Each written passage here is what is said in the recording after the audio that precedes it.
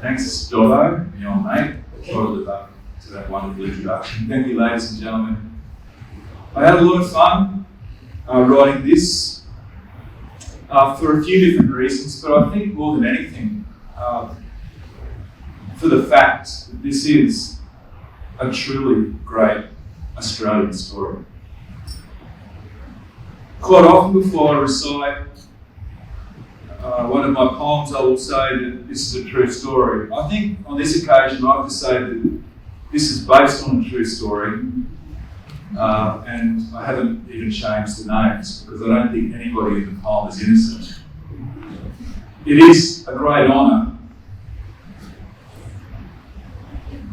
to continue the tradition of storytellers and poets in this country and have the opportunity to tell this tale. It's sacrilege! It's blasphemy! The Englishman decreed. Those uncouth wild colonials, they'll bastardise the breed. And the spittle as he spoke it cast a shadow near and far, especially on those who gathered close by at the bar. For there was Monty Atkinson,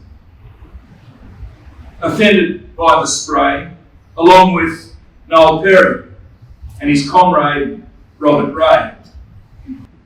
Hughes smiled regardless. Charlie Wallace kept the score. Ordering another round was Big John Stuart Moore. While standing tall to back the call with scientific answers, the guru veterinarian, the great Professor Francis. And adding further fire to the Zebu revolution, Gwyneth Warren chiselled out an unsung contribution. They turned to disregard the slur, but then, and only then, "You'll never be accepted," cried the cretin once again. Well, it was Monty who responded when the breeders had their say. And he spoke about the project in a most endearing way. From the cattle trails of Kashmir on the mighty Herbert River, healthy herds were vital for the market to deliver. But the English gent was laughing and he almost seemed to scoff. So Monty said, "You bastard, mate, you've really ticked me off." And mentioning the parasite, did look him in the eye. To be eaten by those mongrels, it's a shocking way to die.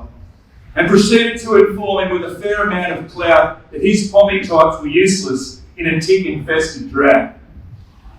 Our country poses challenges that consequently lead to the necessary makings of a new Australian breed.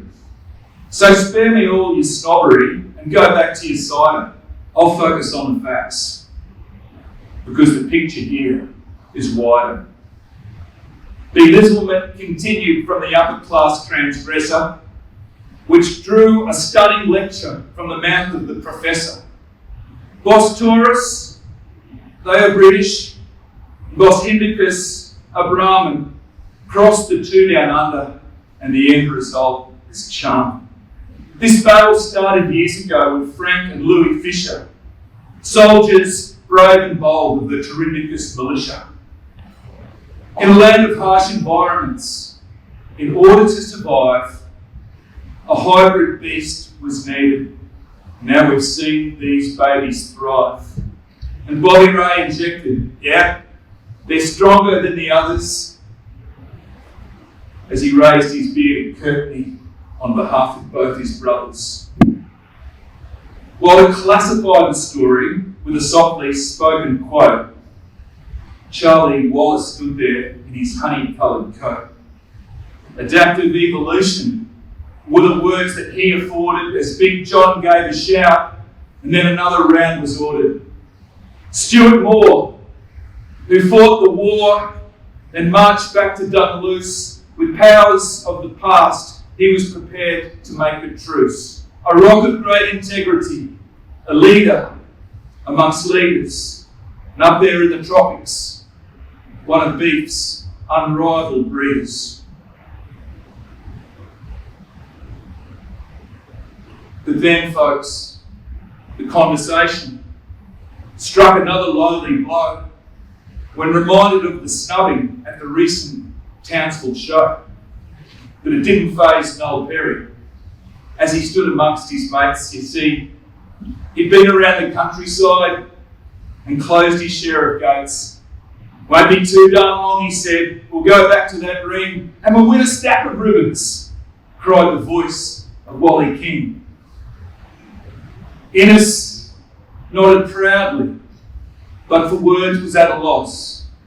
So he raised his drink in passion to the Zebu Brahmin cross. And the Englishman, he tried to speak, but Monty got in faster. He said, here's to where the future lies, the legendary Droughtmaster.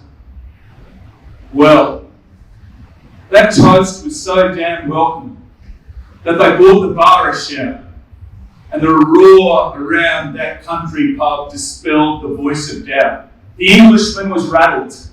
He was silenced by the truth. The noise was heard in homesteads from Mungalla to Glenruth, from Weatherby to Waverley, Ken Atkinson's Wairuna. Ray Hicks arrived in style and said, I should have got here sooner. Richard Appel burst in and he gave the mob a wink. He drove his herd through Danship just to make it for a drink. The other legends joined him from across the sunburnt stations, all respected members of the beef associations. There was Ferguson from Charraboon and Booth, the Glenray gun.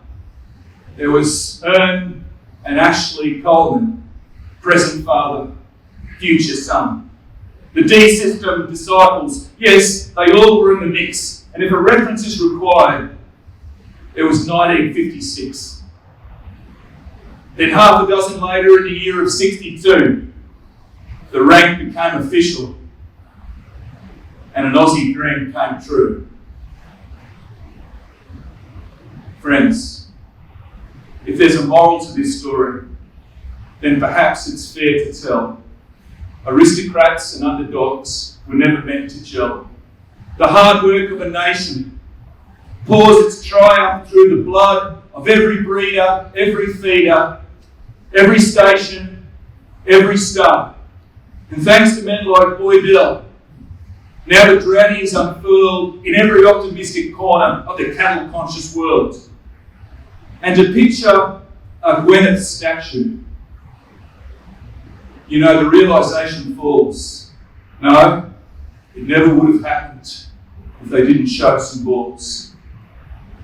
60 years of courage rises high above the crowd. It is then you think of Monty,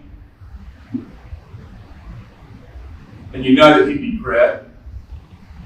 Because wherever in the universe they speak of beef down under, on a tide of green and gold, they'll toast a true Australian wonder, and the stars could not be brighter, and the plains could not be vaster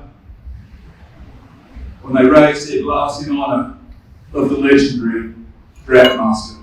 Congratulations, everybody.